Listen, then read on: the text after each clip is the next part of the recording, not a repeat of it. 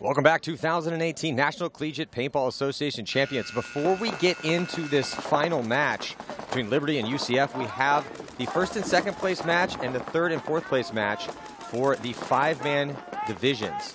And first up, it's going to be the third and fourth place, and it's between Texas A&M and North Texas Black. So a little Texas rivalry here, Catfish. Yes, sir. It looks like Texas A&M is dropping a player on the D side. Player going to D1, getting shot off the break. Looks like NTX Black is still a 5 strong. First people into the snake, making his way in the snake 50. Like this move into the 50-yard line here on the snake side of the field. And he's going to get a free kill. Oh, he just absolutely demolishes the poor players standing in the stand-up temple. And then also the back center. This guy just got himself a 2-pack here, Catfish. Yeah, the 2-pack. Looking for that 3-pack. Just catching Texas A&M sleeping. Texas A&M had he's gonna get mowed up right here. Watch this. And then Marino goes to sleep. Oh. So a little chaotic point here. Yeah. Marino from North Texas gets into the 50-yard line snake side. Texas A&M has no idea he's there. Gets about 3 confirmed kills, just free kills. No one is even looking at him. No pressure at all. And then he completely drops the count. Doesn't realize there's a guy still left alive at the mini wall. He gets torched, but then his boy picked him up. They had a lot of guys left alive. Marino did his job. Yeah, but definitely did his job. Oh, man, that was a pretty entertaining point there. It looks like NTX will take the first point here. Looks like we're going to have both squads back out, or who's having out now, Matt? Let's see on the replay here. So these are the next 2 teams coming out. It's a split deck format here, and see the replay. And that was the very end of that before the chaos of Marino getting in. But still, so split deck format, it's a best of 3 situation here in the first and second and third and fourth place matches. So now we're going to have Georgia State, and they're going to be taking on University of Southern Florida, USF. I've been told that USF has had a strong tournament so far in the 5-man. Well, they're playing for first and second right now, so must be looking pretty good. See if they learn from Marino's mistakes here and hopefully not dropping the count here. Well, as we well know, communication is key. Why? Because you don't want to do that. Still, though, Marino.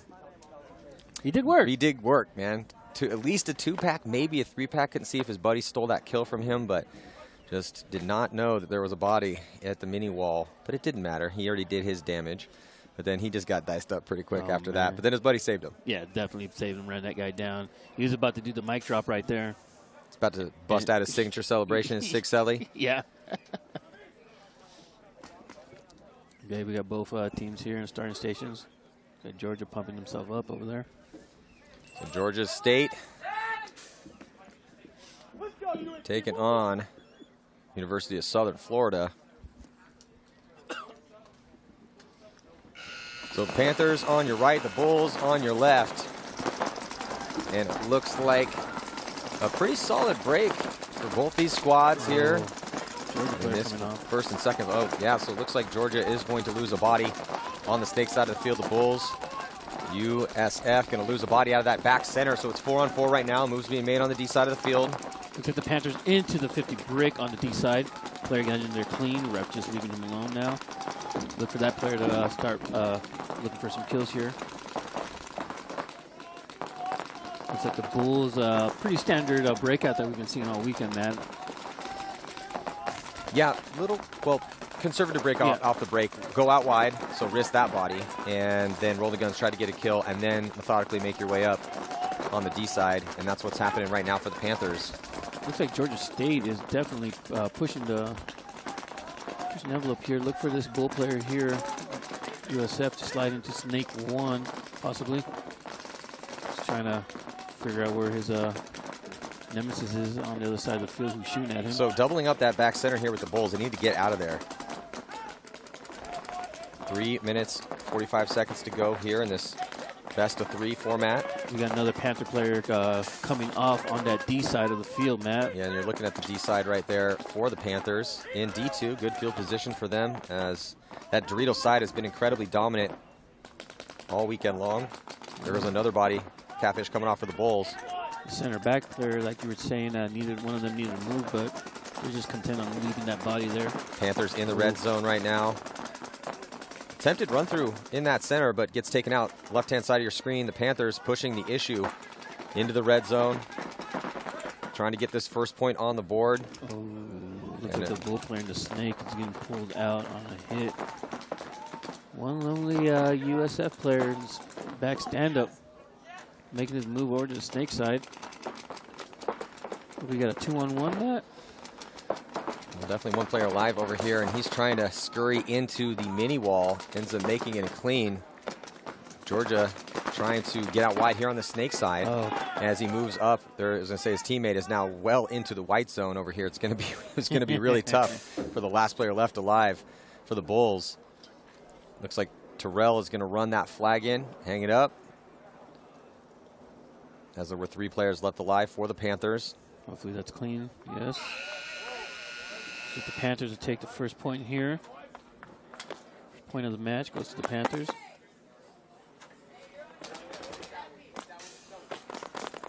Panthers look good on that on the Dorito side there, Catfish. They definitely look good on the Dorito side.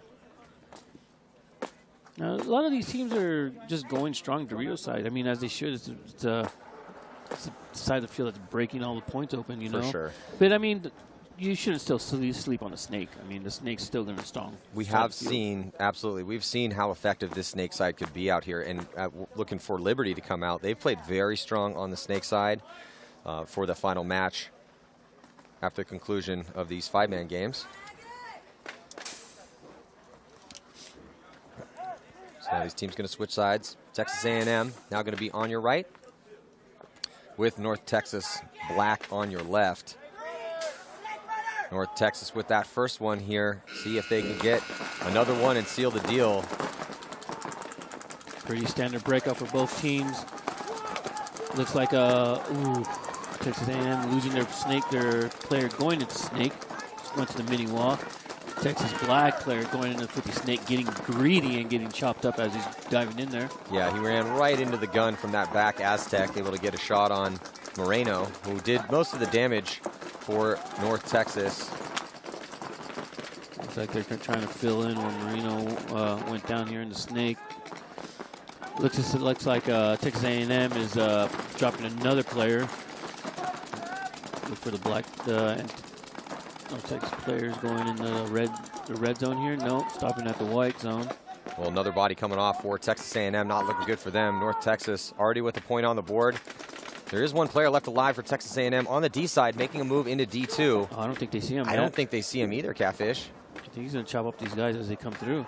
Oh, no, wait. He gets eliminated, it looks like. Oh. Well, that should do it here for the third place. Well, now third place winners. Wait a second. Wait a minute. No, this should be a point for North Texas, which would be their second point, which then we should award them the third place here.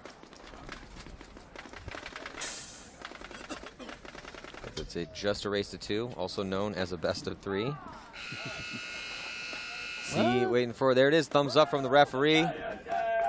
And then they start celebrating their third place finish here. I mean, third place, not too shabby. Yeah, not too shabby. So now the question is it going to be the Panthers again, as they won that first point, or is it going to be the USF Bulls? Well, the Panthers came out real aggressive. Yeah, they look pretty good. They looked really good on that D side, and as we were talking about, really blatantly obvious now how powerful that D side is after 3 days of competition that we've watched on this field. Same layout that we're going to see in Dallas for the next NXL event, May 4th through the 6th. Make sure you sign up on Go Sports. Yeah, I think a lot of the pros are going to love that middle section of the field where you just get lost in there. A lot of pros are going to dig that.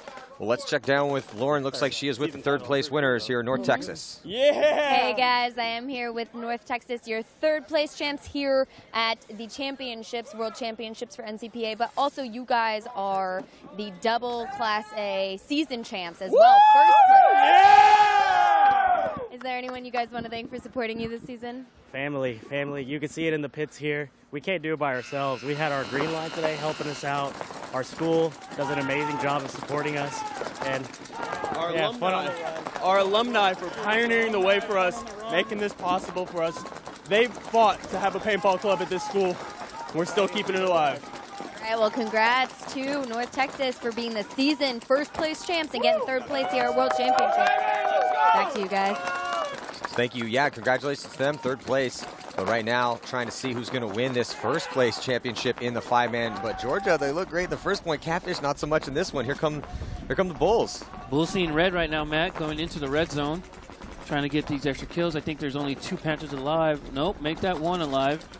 Lonely Panther. Well, they got a disastrous break. They lost 2 bodies off the break. They did shoot 1, so it was a 5-on-3 situation in favor of the Bulls, but then a couple more deaths with the Panthers. The last player left alive there on your screen, trying to shoot back and forth, looking D-side right now and keeping his head on a swivel, which is what you need to try to do in a 1-on, is that a 1-on-4 now? Yeah, it's a 1-on-4, Matt. Well, now we got ourselves a game. Boy. The Bulls taking a point. And nothing magical. I mean, the Bulls didn't really attempt any crazy breakouts. They didn't take that much ground. A standard breakout, just really good off the break shooting. 2 kills for them, 1 on the D side, 1 on the snake side. Nobody out wide then for the Panthers, and that allowed the rest of the Bulls to move up and start pinching out those last couple players. Let's check in with Lauren down to the pits.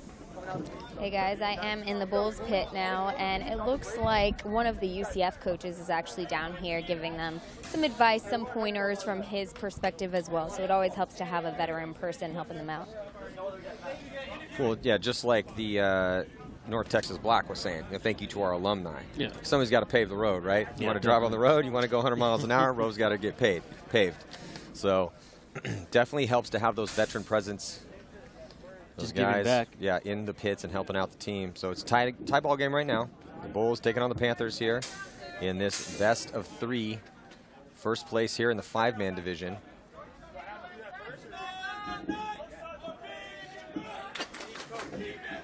They just did the deep in the heart of Texas. Yeah. You gotta love that. I want X Factor to do that at one of these tournaments. Maybe AC Dallas. I'd say Houston Heat, but there's only like 1 true Texan on that team. The rest was going to drink vodka with you. Yes, they can. Oh, the head referee is summoning the coach for some reason. Both coaches? Oh, no. Oh, yeah. So the head referee, Dylan, is summoning. And shout out to the refs, man. They've been doing a great job out here in the elements. They had some rain out here this weekend, and you know they have to do every single game. Yeah, so in the rain. The teams come out, play their game, get to go back and chill in the air conditioning. These guys out here every single point. Drenched. So yeah, flipping a coin, maybe? I think is that what they're doing? They're flipping a coin for sides right now? I think so. I don't know. Looks like it. They are definitely flipping a coin for sides right now. Yeah. They just flipped a coin for sides, and it looks like the Panthers. Take the top side, Panthers. Come on, take the top side. What side you want? You're getting like flashback right here from back in the day when this is how we used to decide what side you wanted back in the woods. So it looks like, yeah, so actually no, it was the Bulls that won the flip. Tails never fails. Tails never fails. We should rant Rochambeau for that, side of the field. Which when you're doing a coin flip, do you have one you always go with, or do you just like trying to feel it in the moment? I'm gonna go with heads. I read something one time that if you flip a coin like 1,000 times because of the weight of the extra face on the head, that it actually will end up being heads more often than tails, like a tiny bit.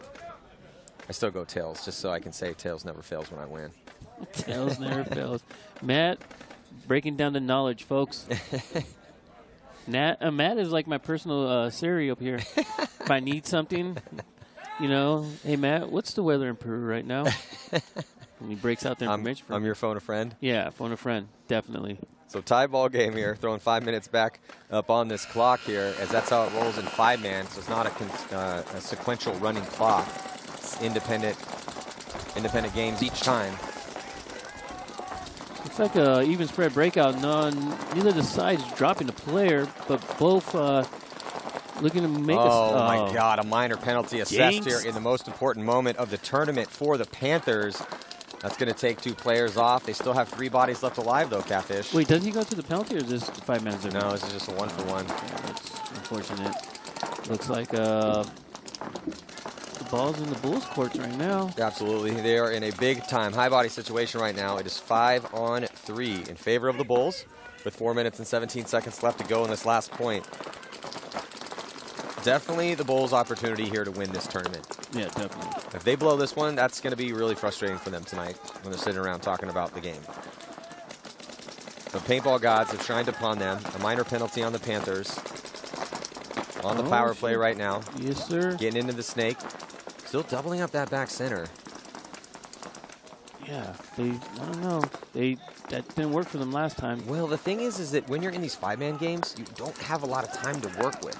There's 5-minute points, and but you only have 2 points to work with, 3 points essentially to work with. But so each point, with less points, it makes each point that much more important. So you will see guys play a little bit more conservatively and have a little bit more conservative breakout here. What's the count right now on the Panthers? It looks like we got 2 players alive on the Panthers, one D side and one back stand-up. We got a bull player in the red 50 zone on the snake side, as well as the mini wall behind him and the tall stand-up in the back. Looks like we also have a couple bull players on the Dorito side. I believe Dorito 1 and Dorito 2. Well, the Bulls able to make it into the 50-yard line here in the snake. You can see the 2 players for the Bulls in the snake structure, wrapping around, trying to pinch out that back center. Need to worry about the Dorito side. Actually, looks like, no, the Dorito side coming off as well. Can't concede the point here in this format. That guy's just going to have to hold tough in the back center and hope that somebody on the Bulls makes a mistake. Come on, 1-on-5, baby. Pull this off. And there's Edwards, last player. The last player left alive. Yes, he is, and that is going to do it. He does trade with the body running at him, but regardless, it looks like we are going to say a big congratulations to the Bulls.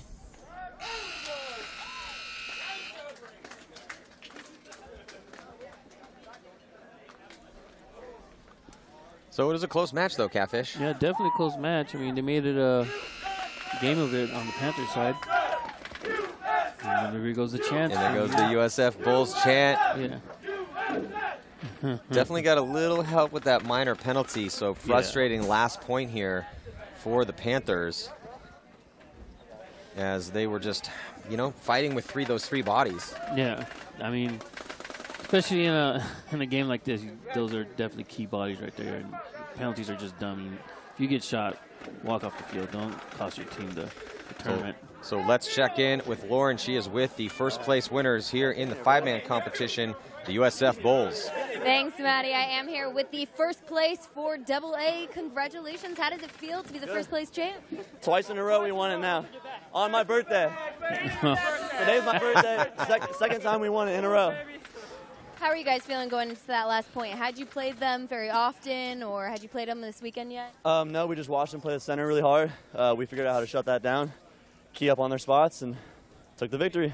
All right, well, I will meet you out in the middle of the field to give you your first place trophy. Congratulations. Cool, thank you. So, Catfish, a big congratulations to both North Texas Black taking third place. USF Bulls going to be taking the first place here, and second place to the GSU Panthers. Georgia State University taking that second place. They're going to set up here for a little trophy presentation. Probably get another interview with the winners here, but let's set the stage here for the final match. Liberty taking on University of Central Florida Knights, the Flames. First time they've ever been into this championship round. The first time they've been to the championship round, you're right. And, I mean, they're always a contender at every tournament. Every year they're here in Nationals just banging away trying to get to the dance. And, finally they get there.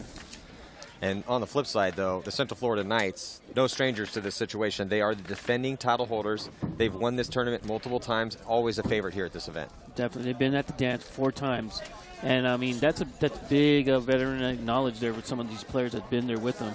And Liberty's going to need to dig deep, I think, on this one, because this is going to be a very, very difficult battle for them. Well, I think that Liberty definitely has, obviously they're the #1 seed. They've always been highly competitive. They just took down FAU, which was a little bit of redemption for them because FAU defeated Liberty 6-4 in the prelims. So Liberty with the loss already against the team they're playing in the semifinals. It was a close one. 5-4 was the final score. Liberty did pull that one out. Lots of penalties on FAU.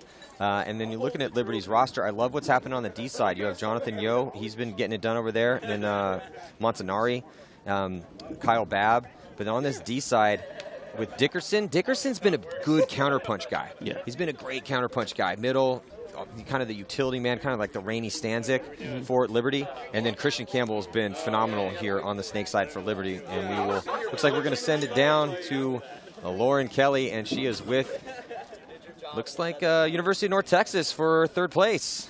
Yep, Maddie, this is your third place winners for the World Championship, but also your first place winners for the season. Congratulations. You guys already gave your thanks to friends and family, but tell me a little bit about this season. You guys obviously played all season. You worked hard as a team all season. What's your camp like at North Texas? We like to give a special thanks to Brock Bohannon, Kellen Bohannon, and Bryce Bohannon. They pretty much beat us to the ground every practice, but then they also come back and tell us what we did wrong and what we can fix it. So we really, really appreciate you guys over there doing that, and also having us over the field and all the support you guys give us. We really, really appreciate it. All right, well, congratulations. How are you guys going to celebrate? We're going to Congo River, playing some mini golf. River mini golf, baby. Maybe I'll see you there. Back to you guys. Yeah, so congratulations. North Texas taking that third place. So talking as we were talking about the lineups here for Liberty, Christian Campbell, catfish on that snake side, he's been phenomenal. Yeah, he's been real dominant on the snake side. He's been really going to work in there, keeping his head down, winning his gun battles. And he's going to look good in there in the finals, I'm sure. And then also for the University of Central Florida Knights, Malik Santos, been a little hit or miss in the snake for them. So looking for a little bit more consistent game. He's been getting some solid reps in there. He's had a decent amount of confirmed kills, but also had a big-time penalty. Yeah, definitely. I mean, look for them to tighten up their squad a little bit. You know, I talked to the coach afterwards, and they're looking to win this. All right, looks like we're going to send it back down here to Lauren Kelly, and she is with our first-place winners, the USF Bulls. Yes, I am back here with the Bulls, our first-place winners for AA. Is there anyone you guys want to thank for helping you out this season? Oh, man. Tiki's Paintball, Aaron Vega, number one. He always helps us out. Everybody in the pit was amazing. Ron helped us out. Lilo, everybody in the pit was great. Yeah, all the families were here supporting us. Makes it 2 in a row, so... Hey, that takes a lot of heart, a lot of fight. Are we going to see a lot of the returning players next year, or are we losing? A lot of us are gone, so it's going to be a lot of it's going to be a new team this year. All of us but 1 or 2 people graduate this semester, so. Well, it's a good way to go out. So congratulations, guys. Back to you, Maddie. Yeah, so second consecutive year here that they've taken that AA championship in first place. And it's always frustrating, though, with these college teams of, look, it's college paintball, man. You know, have these guys forever, though we seem to sometimes see some of these super seniors hang around for 5 or 6 years. I like to call them the Van Wilders. They just stay in college forever, partying, not doing anything. There are a decent amount of Van Walders that I've met over the years doing this gig for sure. Yeah. I love those guys, though, man. That's one of the fun things coming out here is it's just a really good vibe here for the NCPA tournaments, and love coming out here every year and seeing these guys work hard to get into these finals games. Sometimes you win them, sometimes you lose them. And like I said, you know, really looking forward to as we're waiting for, looks like Georgia State Panthers going to get awarded their second place trophy here. But this next game coming up with Central Florida, Justin Bedford had one of the best moves of the tournament, number 18 for the Central Florida Knights, looking for a big game out of him in this final match. But let's send it back down to Lauren here with our second place finishers. Thanks, Maddie. Up here with Georgia. Congratulations on your second place finish here at NCPA World Championships. You gave a little nod like, it's okay. But that's hard. I mean, it's hard to get second place, especially with all the talent out here. Is there anyone you guys want to thank for helping you get to this point? Yeah, big shout out to Nitro Paintball, Mario. He helps us out a lot with practice and stuff. Georgia State University, you know, giving us the support to come out here and do this. Thanks to NCPA and all you guys doing the webcast and everything. You know, y'all do a great job. We really appreciate it. So. Thank you. Thank you. Are a lot of you graduating, or are we going to see you back here next year? See a few of us back. Yeah. Hopefully we can field another squad for next year and come back and finish this thing. So. Take first. Exactly. All right. Keep working. Congratulations, guys. Thank you. Yeah, so there's your first, second, and third place finishers as the USF Bulls taking that first place. The Georgia State Panthers taking second, and North Texas Black battling against a rival there with Texas A&M and winning that third place. So very, like we've been breaking down here, really looking forward to watching this final matchup that's about to go down. So the 2018 National Collegiate Paintball Association Championship match between the Liberty Flames and the University of Central Florida Knights, our defending champs, is just a few moments away, so stick with us here. We'll be back.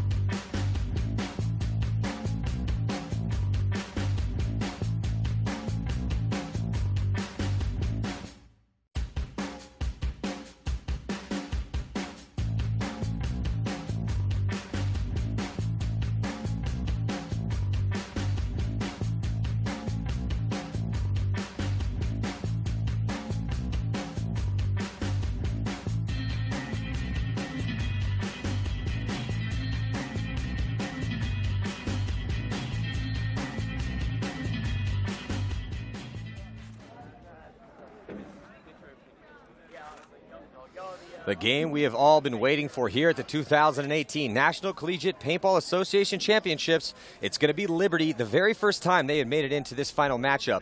And they're going to be taking on the Central Florida Knights, the defending championships, or defending champions. I'm really looking forward to this game, Chris. Can't wait to see what's going to happen. I'm Matty Marshall alongside Chris Lasoya. And these two teams fought hard to get here. Liberty had to get through FAU, who had already defeated them at this event.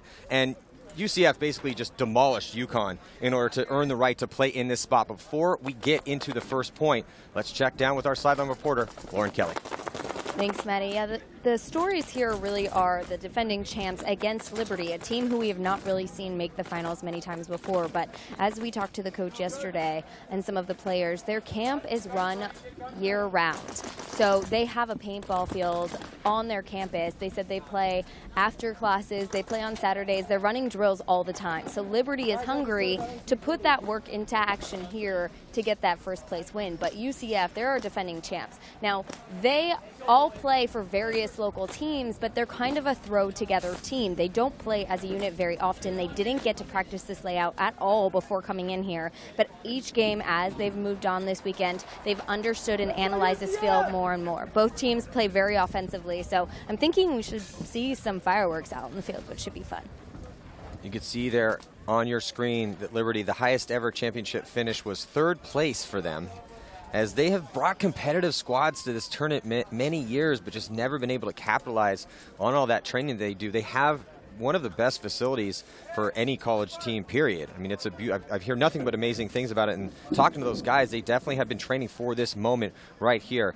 So, Chris, talk to me about this matchup. I think that Liberty is a little bit more aggressive than UCF. What do you think? I do, but I think UCF also shoots really good lanes in the break, and they adjust really well. So I'm looking forward to seeing how both teams adjust to what's going on.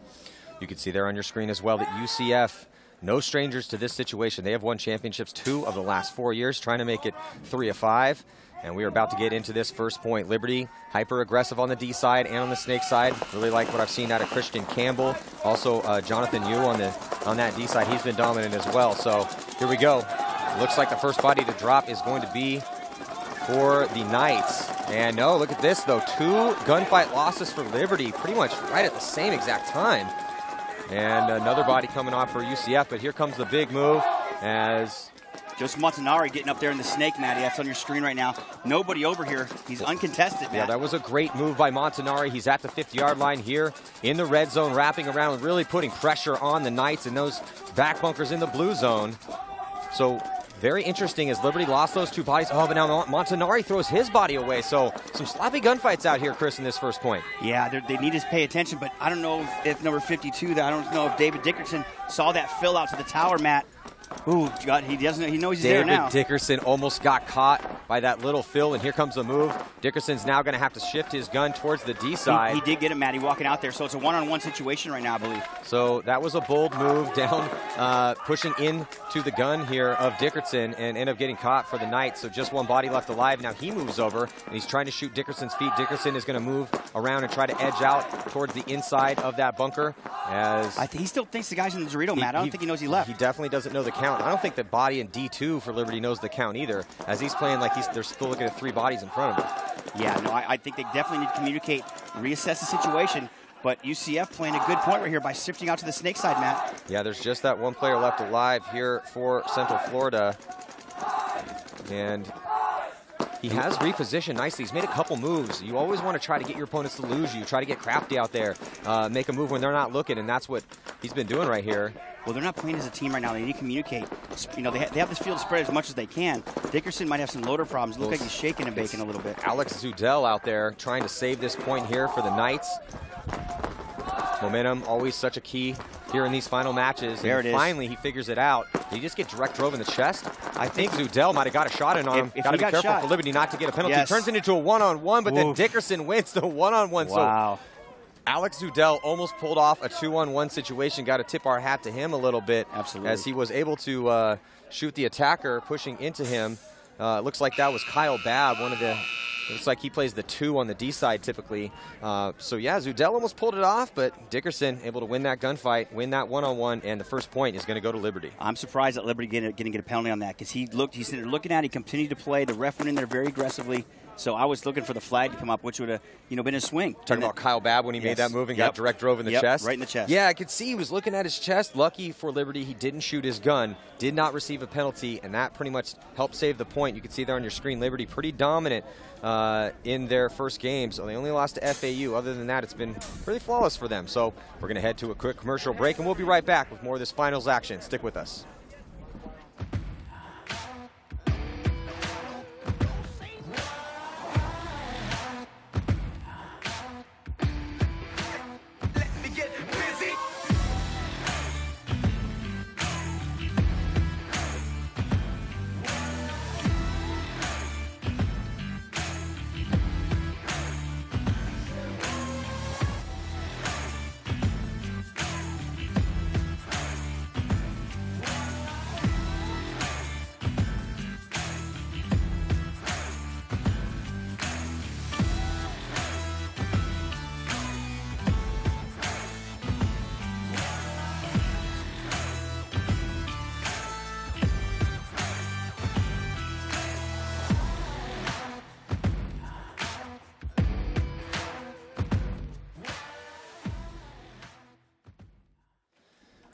Pretty chaotic point for that first one here as Liberty able to put one on the board against the Knights.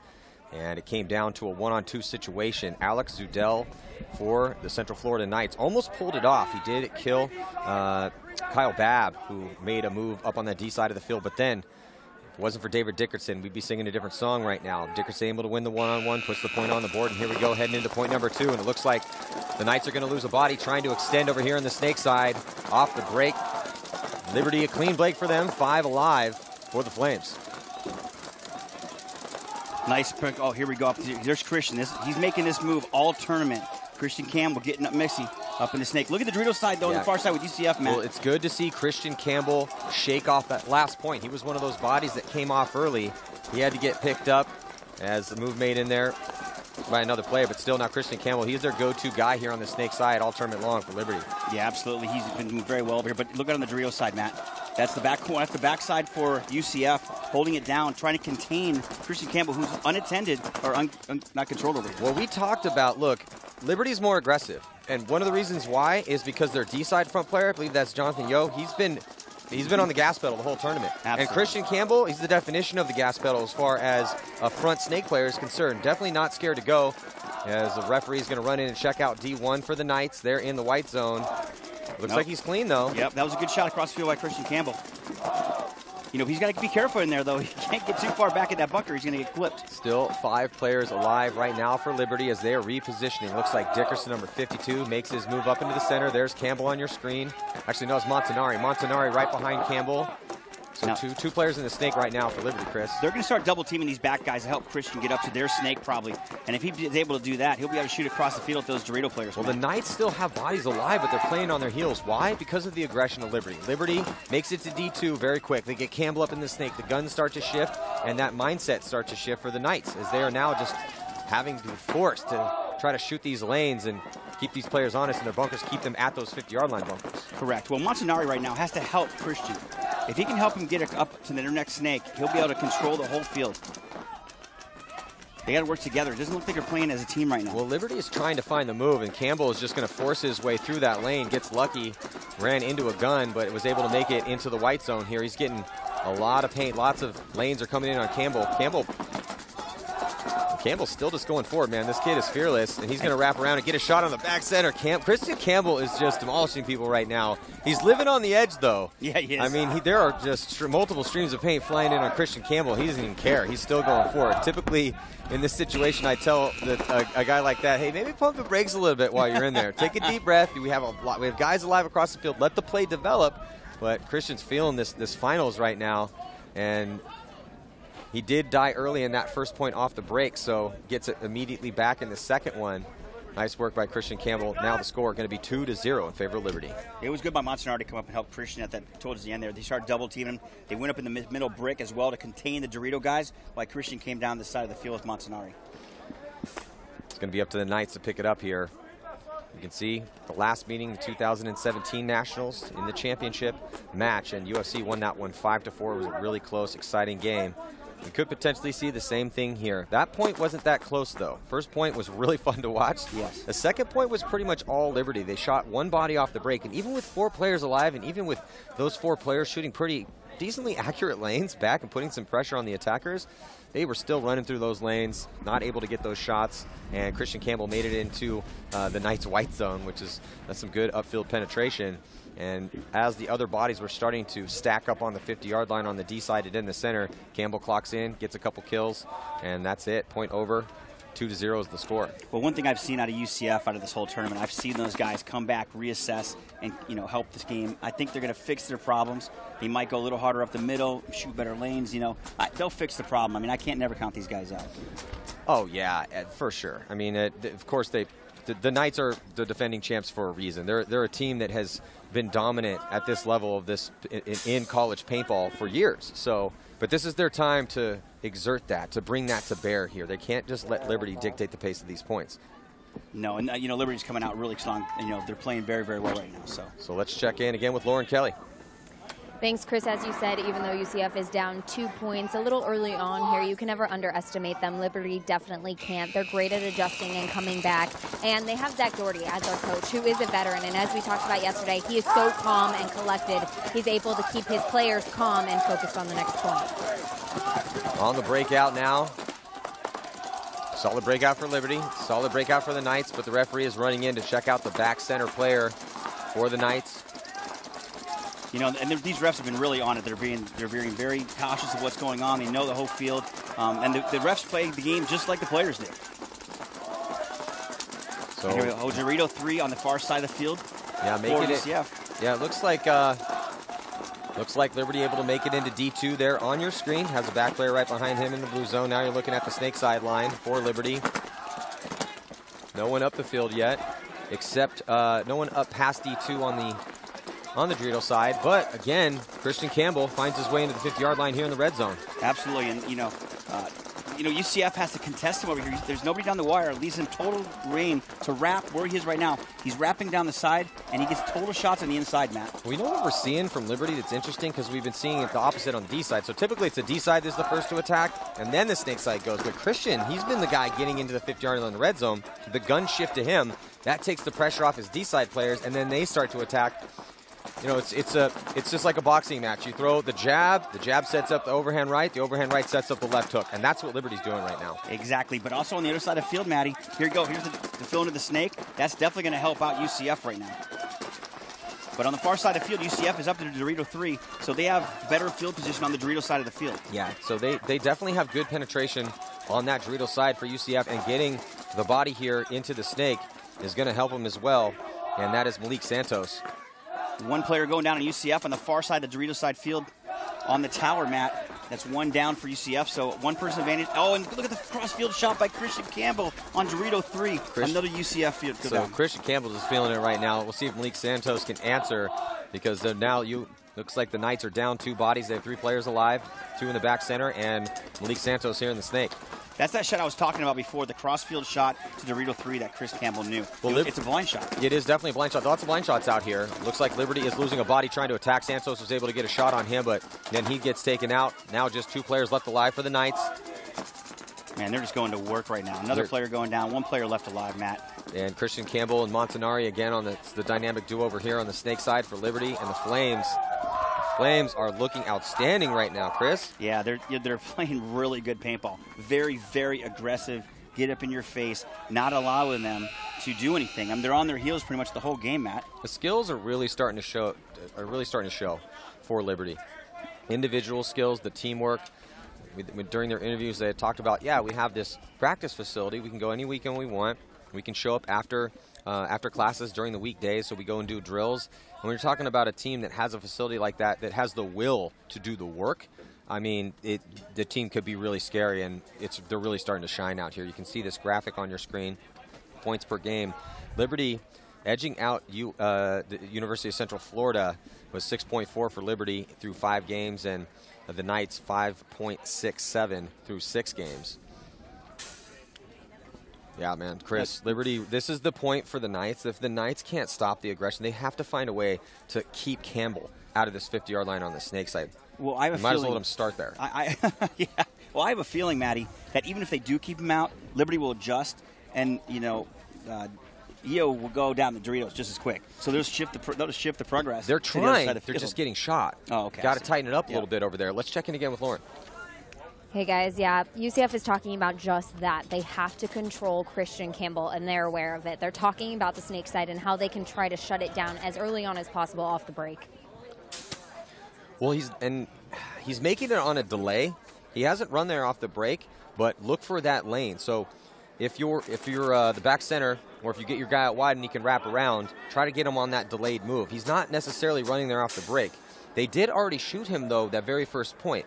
And if we remember correctly, that point was really close. Right. Since then, the past 2 points, not so much. Well, I think they're going to run to the snake corner and try and contain him from coming all the way down the snake, because he's just dumping into snake 1 and effortlessly going to the 50. Yeah, Montenario is also playing pretty stellar right behind Campbell. He filled in there for Campbell when Campbell died in that first point.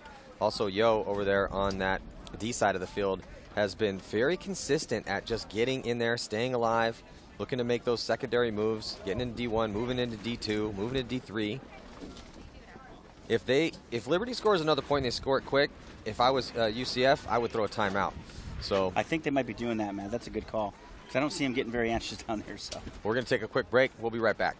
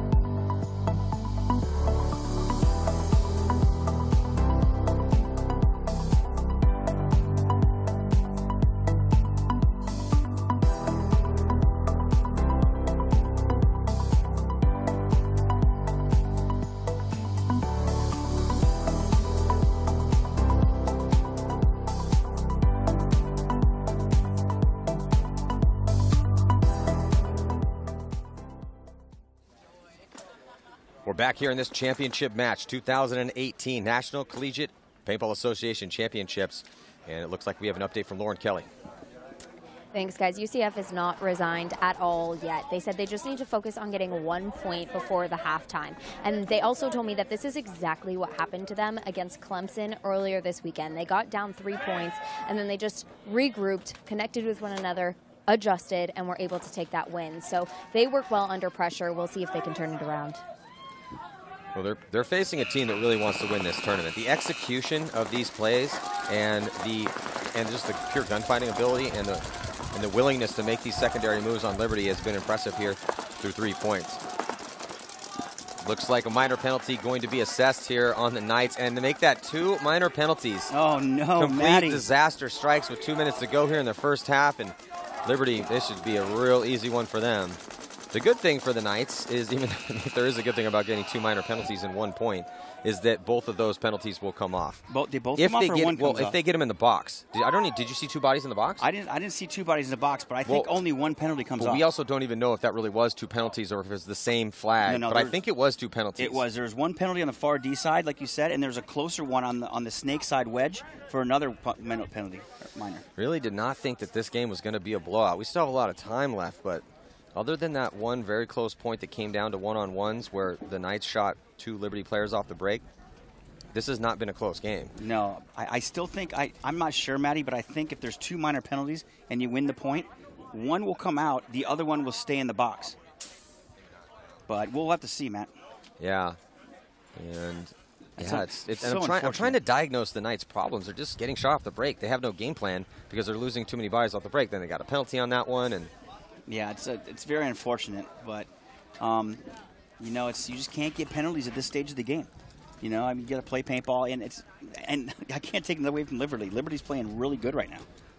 Yeah, the Liberty's off the break shots are really dialed in. We haven't seen a point. I think there was 1 point where the Knights lived through the break. Well, you notice right there that. Well, let's check in with Lauren here real quick.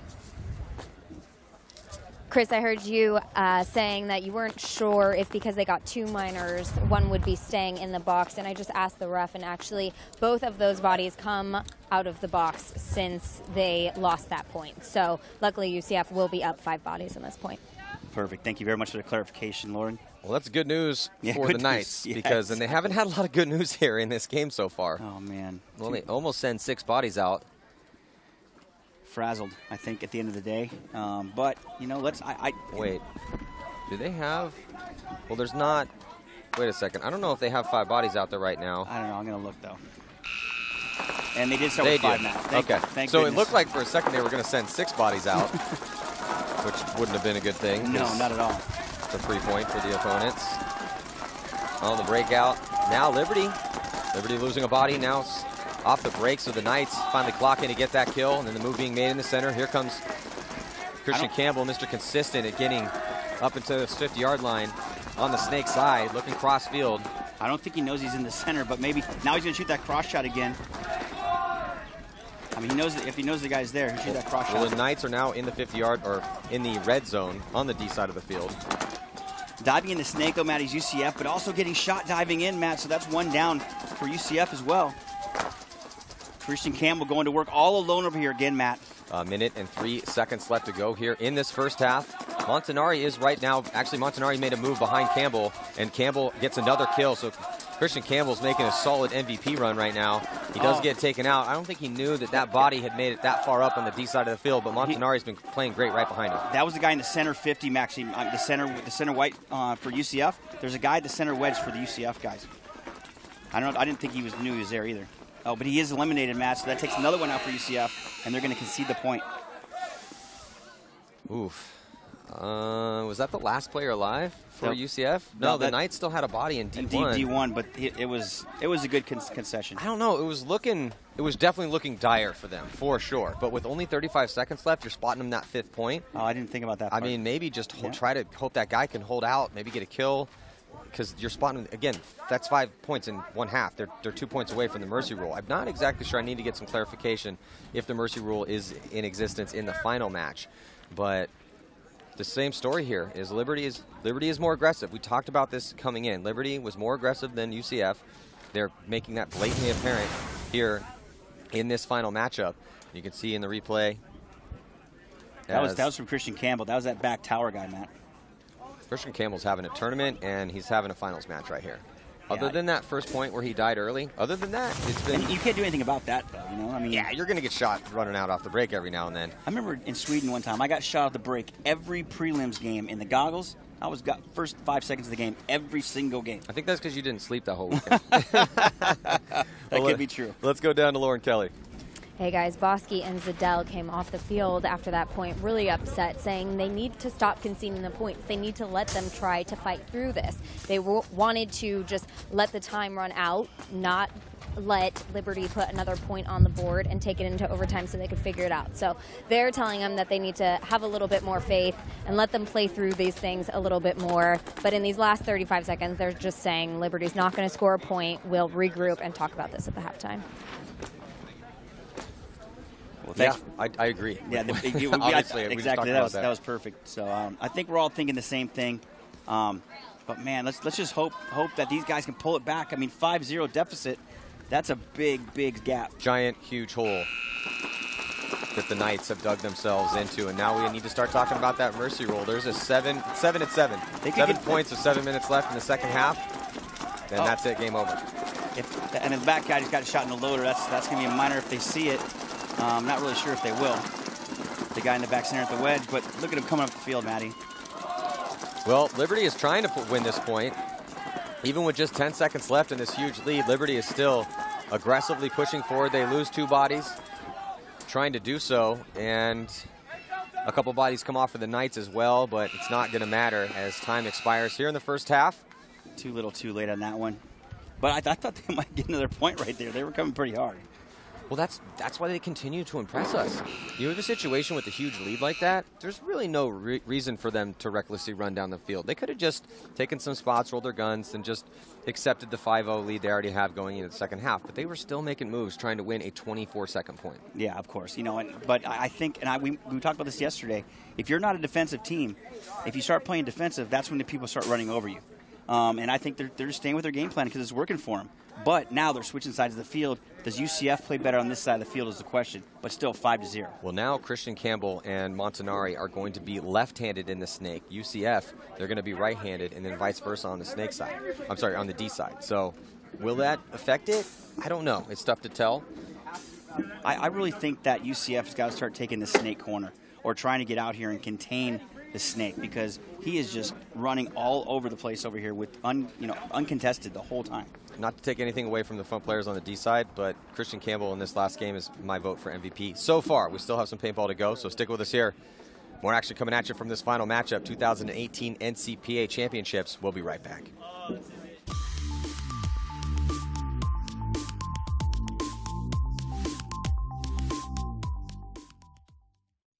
I'm JD Lukow. We're here at Paintball Fit, Waxahachie, Texas. Probably one of the #1 things that makes our field different is the reason why we're here and why we do it. I started playing at 18. It was the first time I ever picked up a paintball gun. It was an old PGP pump pistol, and fell in love with the game. My sons were just babies at the time. Actually, every one of them, for me to introduce them to paintball was at 6 years old. Donnie, Brody, and Colt, my wife Sarah, and we wanted to have a place to play that was close, and we wanted something where this is the Gold's Gym of paintball. That's what we wanted. We wanted people to come here and enjoy the day. Whether you're playing or you're watching, it's a nice environment to be in. Ron, the owner of Mad Dog's Paintball Park, was a good friend of mine for years. He has a scenario play out here. So we came together and created a partnership where I would take care of all the tournament stuff. Johnny and Brody and Colt would take care of business here, and it was a business for them to run, but be focused on tournament ball. So us as a family started doing it. We started with one field and our reball center. Now, a year and a half later into it, we've made our facility up top. We've added 3 more turf fields. We have air in all the pits. We're just trying to do everything we can do to make it a fun place for you to come and not only enjoy the game, but enjoy the camaraderie of the people. As you all probably already know, some of the best people in the world play paintball. Another thing that we do here, Johnny, Brody, and Colt will quickly put up a layout. So if you have a tournament that you're going to be playing, contact us. We'll be more than happy to get that layout up for you and ready for you to practice. Also, besides just practices out here, we host a lot of different tournaments, from the USXBL to the NTXL to the National Collegiate Paintball Association. We host their tournaments out here. Our goal is to provide you a facility to become the best that you can be. And that's what Paintball Fit is about.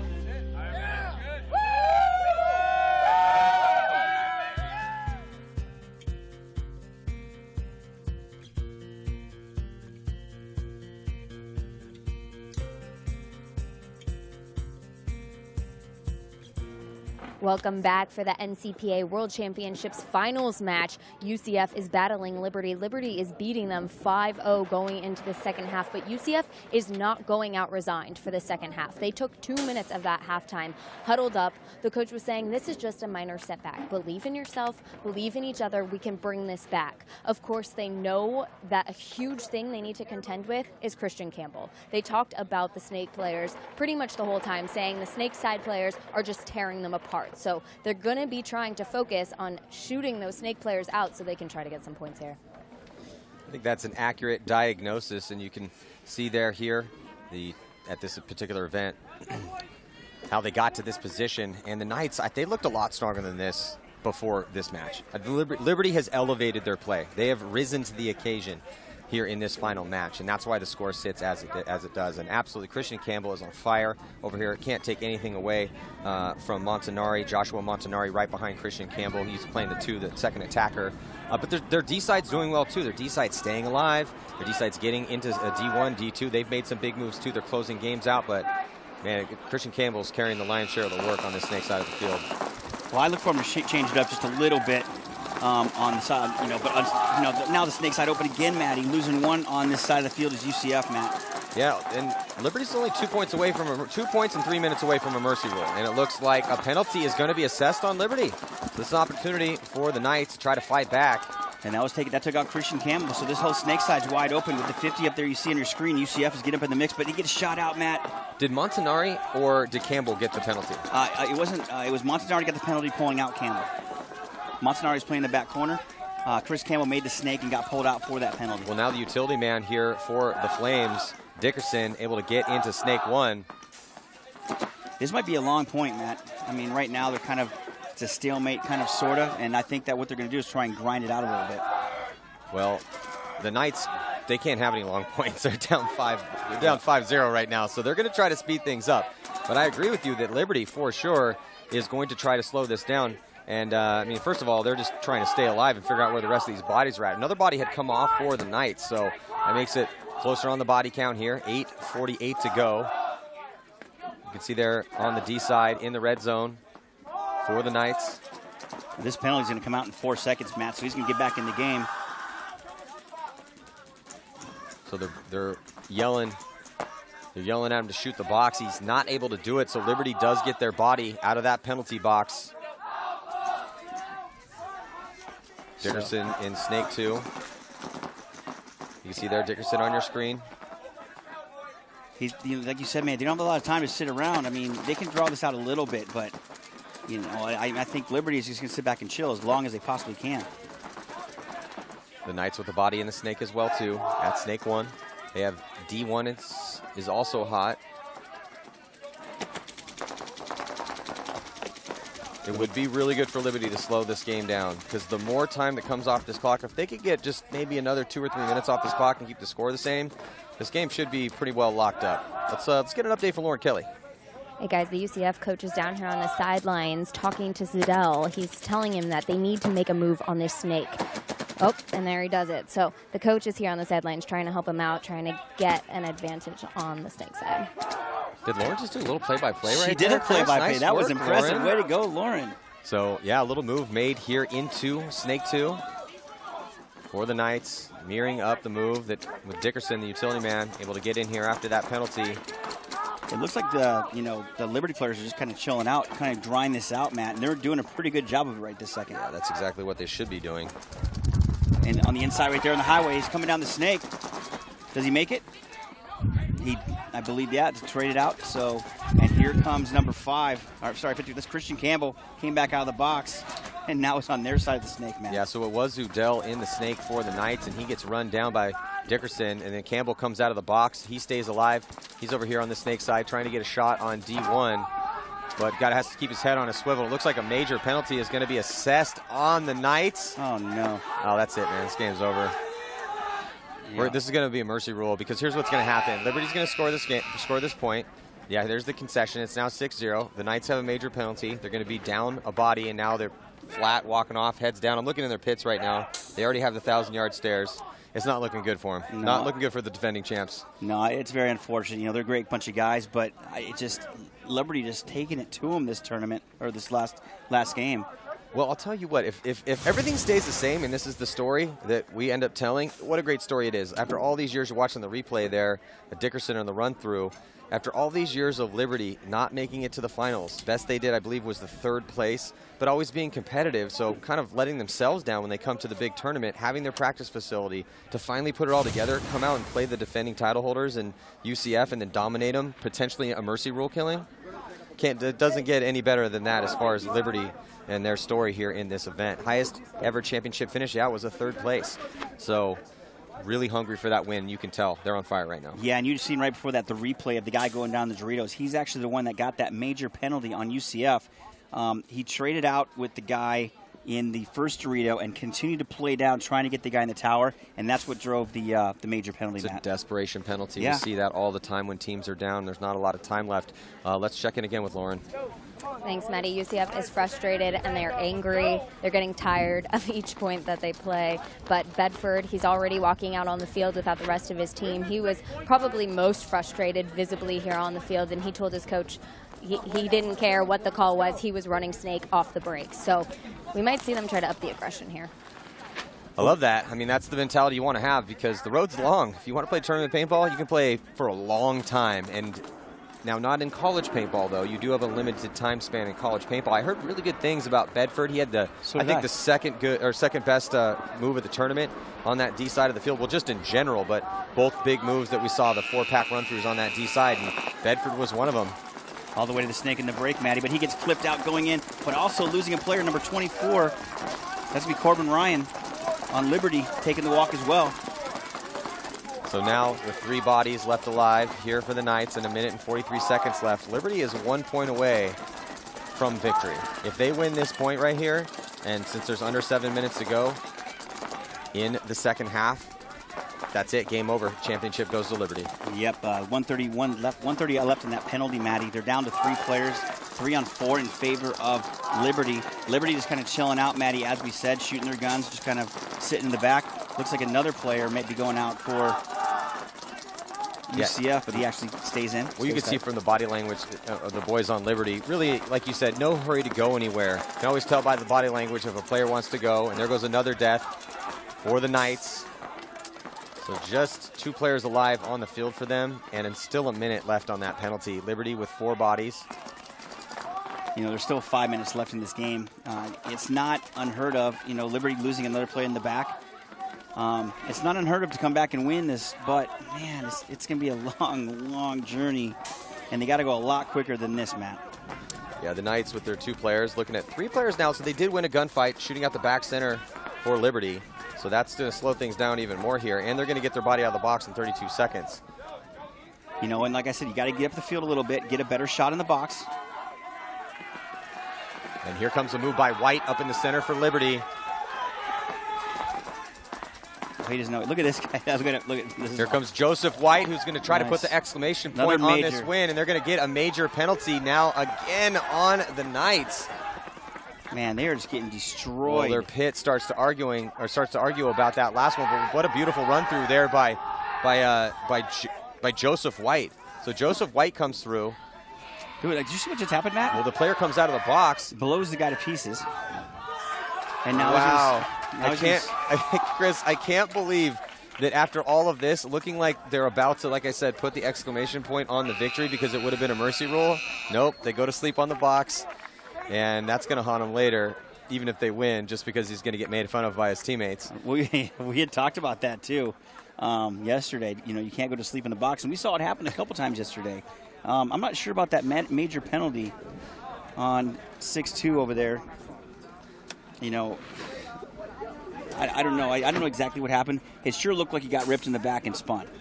I mean, from my point of view. Yeah, I didn't see it well enough to call whether or not it was a legit penalty or not, but... Well, they're out there. Still, I just can't believe. I think that got a little ahead of themselves out there on the field. The last player left alive for Liberty completely going to sleep on that box. Let's check out this replay here. So here is... That was a center die. That was a center guy dying. Yeah, so that's the Knights. Oh, sorry, last run. Now look at this, Matt. Yeah, so he comes in. There's the penalty right there.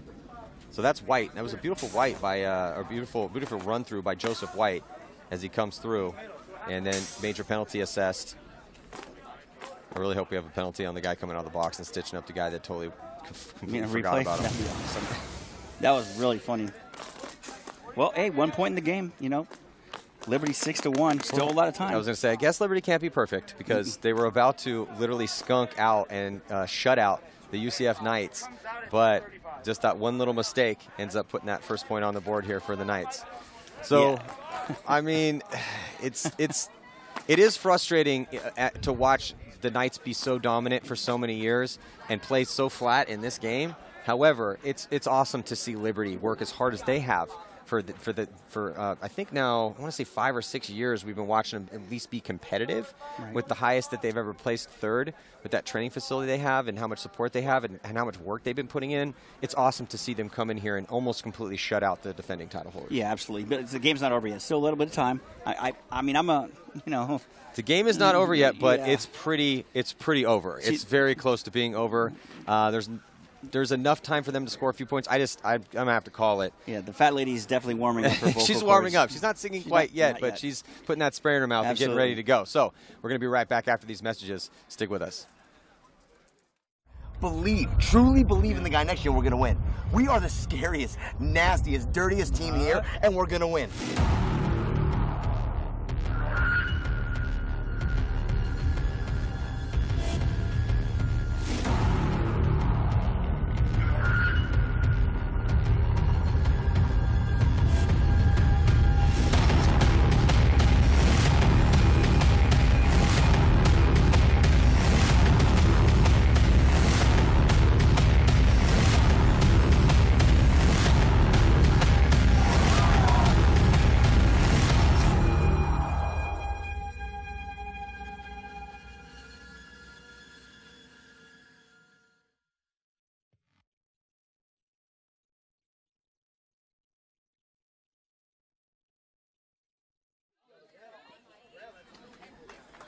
We are back here for the final matchup that has been completely dominated by Liberty. There is 1 point on the board now for the Knights, but only because the last player alive for Liberty completely forgot that there was still a guy in the penalty box and that penalty had expired. If it wasn't for that, we'd already be midway into the celebrations at this point in time. He must have been salivating watching that guy just kind of trot down the field.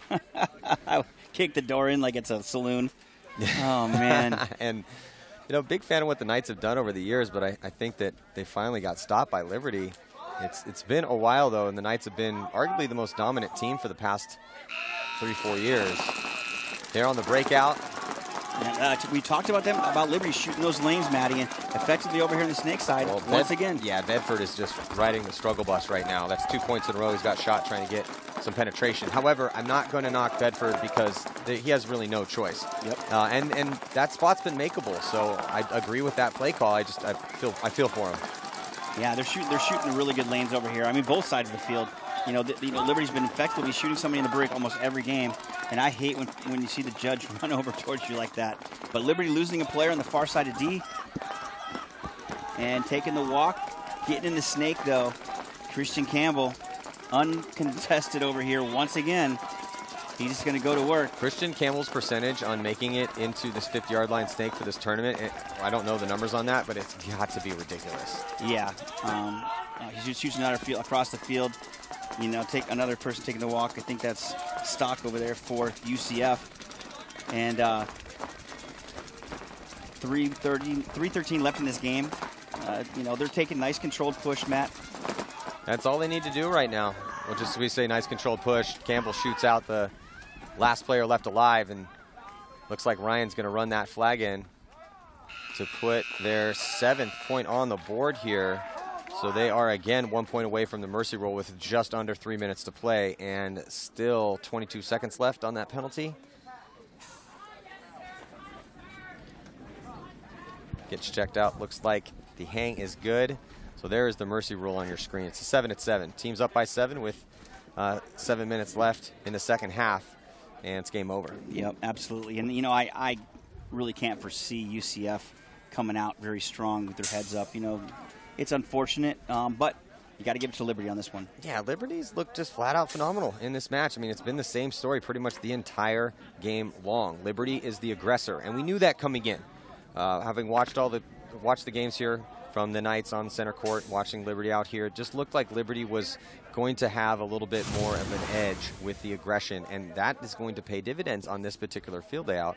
You can see there the closing moments of that last point. But so Liberty, they're shooting bodies off the break. They're more aggressive. Campbell's been on fire. Montanari's been playing great behind him. And then Jonathan over on the D side has really stepped up for Liberty too. Very consistent, hasn't died much at all. Their survivability's been pretty much off the charts.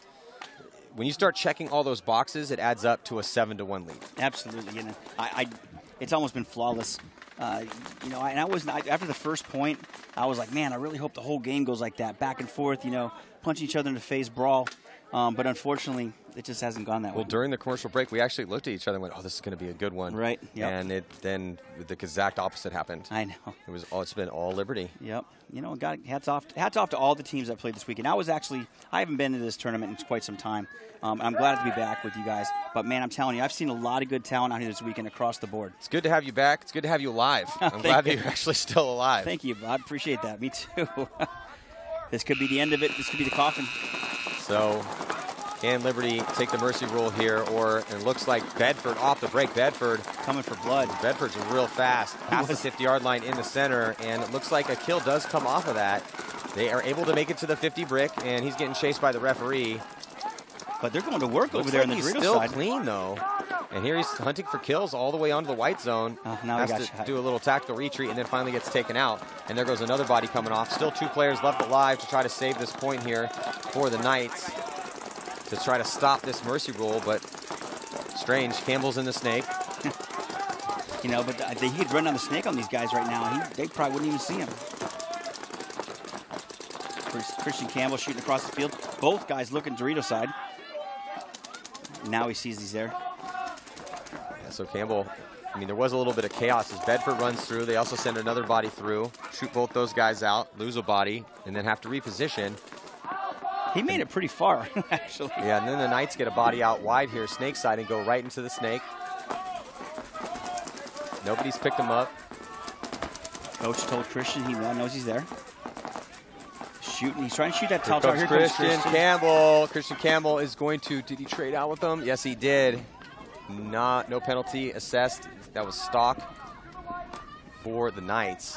So it might be a one-on, is it one-on-one? I think Dickerson's still alive in the back center. It's 2-on-1. You can see the 50 Dorito and also the back right corner, or the tower. He's going to grab the flag and just go nonchalantly shoot the guy at the Dorito. Yeah, so Dickerson's still alive. And there is just one player on your screen there for the Knights with 1 minute and 10 seconds left to go. Dickerson is hunting for him. Gets lost in the center and then stitches up his loader. And that is going to do it. So they're yelling to go get the flag. They know they have some time. But still, to mercy somebody in the finals like this is usually not the way it goes. You know, very unfortunate for UCF. They had a hard road getting here, and they played very, very well getting to this point, so take nothing away from them. But it's all Liberty. Absolutely. I think I said that on Friday, actually. Yeah, I think you did. I did. I was like, you called Liberty early on Friday. I was like, these guys are playing good. So, you know, hats off to all the teams, though. I mean, everybody played really, really well. And like I said before, I'm very impressed. I saw a lot of good players on every single team.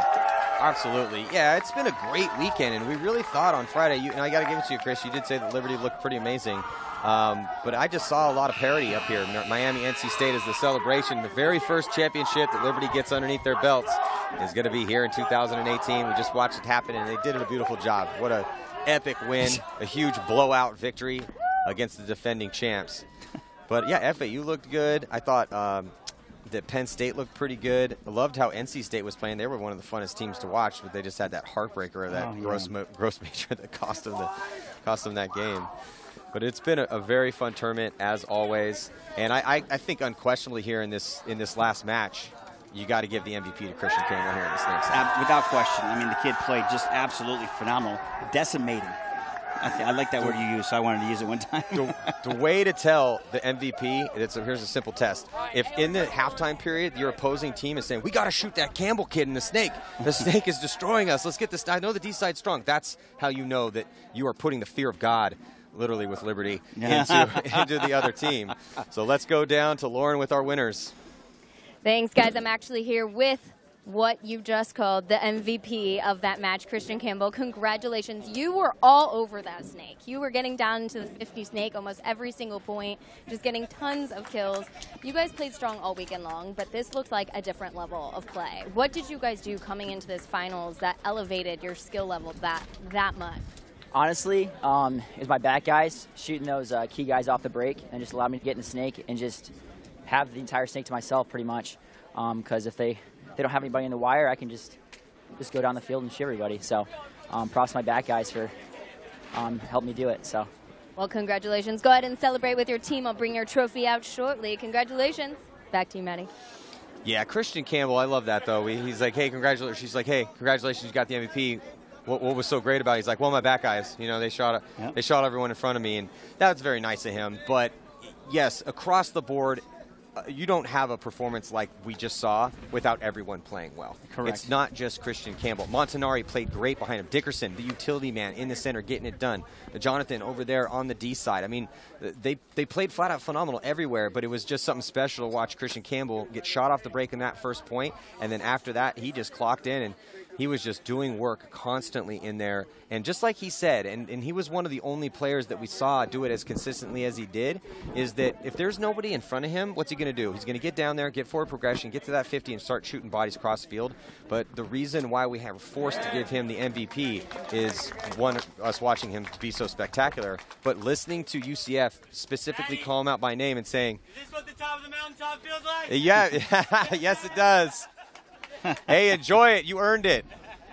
The #1 quote. They have a chip on their shoulder. They just can't seem to win. And now we have to change that quote up.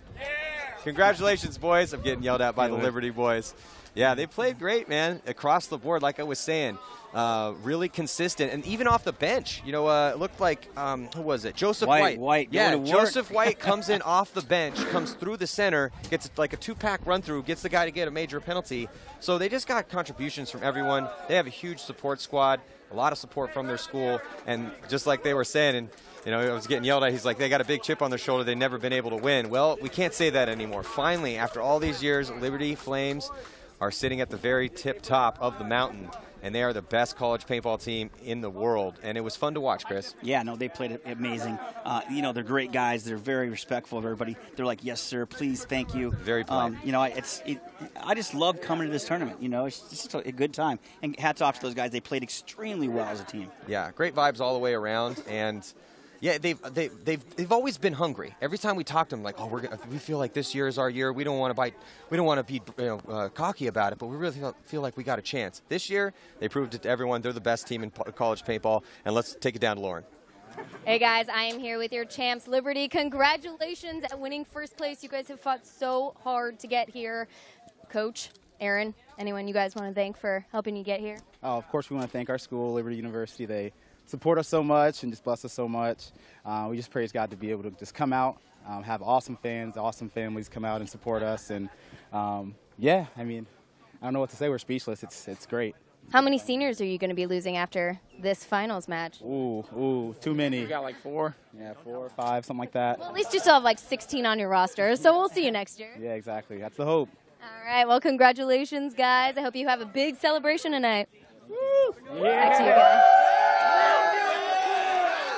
So again, a huge congratulations to our national champions, the Liberty Flames. They finally did it after all these years. The best that they had done up until this point was a 3rd place, but this year that they are going to be the best team in college paintball, period. And the great thing about it, Chris, is they had to take down the defending champs to do it. That's the best way to go about it. You know, these guys came out hard. They played well. Both teams, you know, had ups and downs. They lost to FAU earlier in the tournament, came back out, beat FAU to get to this spot, and now they're champions. Yeah, and that's tough when you were fighting against FAU, who made it to the finals last year, and then you lose to FAU. FAU should the favorite in that game. We were talking about it, and that was a close match, but they squeaked that victory in the semifinals, winning that one 5-4. And then also UCF just beat up on UConn. So UCF looking amazing coming into this one, definitely the favorite. And then not only did they beat the defending title holders, but they beat them up bad. I mean, it really wasn't even close. No, it's mercy. That's a crazy, crazy time. So, I mean, you know, you got UCF down there. Hats off to those guys as well, brother. Yeah, and again, UCF, I mean, it was a tough last game for them. They couldn't seem to get any aggression going. They were struggling with penalties, and, you know, it was sad to see because those guys, you know, hats off to them. We got to tip our hats to them as they were great last year when they won the championship. They were very entertaining to watch. But to all the teams, well, it looks like we are going to hear from UCF. But yeah, it was good to see him again. I love their coach, Zach Daughtry. He's always got a smile on his face. It was so fun to watch him play when he was on that team. So let's send it down to Lauren, who is down there with the Central Florida Knights. Thanks, Maddie. Yep, I'm here with the Knights. Second place here at the finals, World Championships. I know it's not exactly what you guys wanted, but you fought so hard all weekend, and everyone knows you are a top contending team at NCPAs year after year.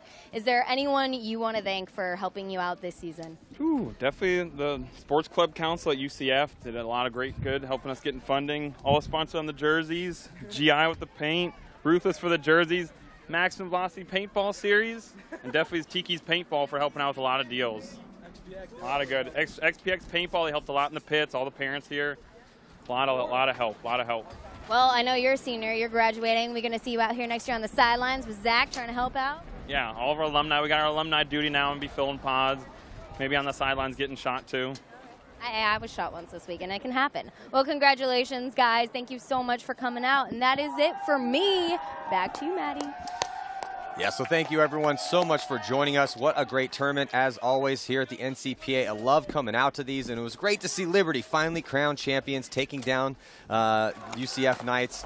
So we will see you guys next year. Thank you guys again so much for joining us. I'm Matty Marshall with Chris Lasoya, Catfish, and on behalf of the rest of our broadcast crew, we'll see you guys next year.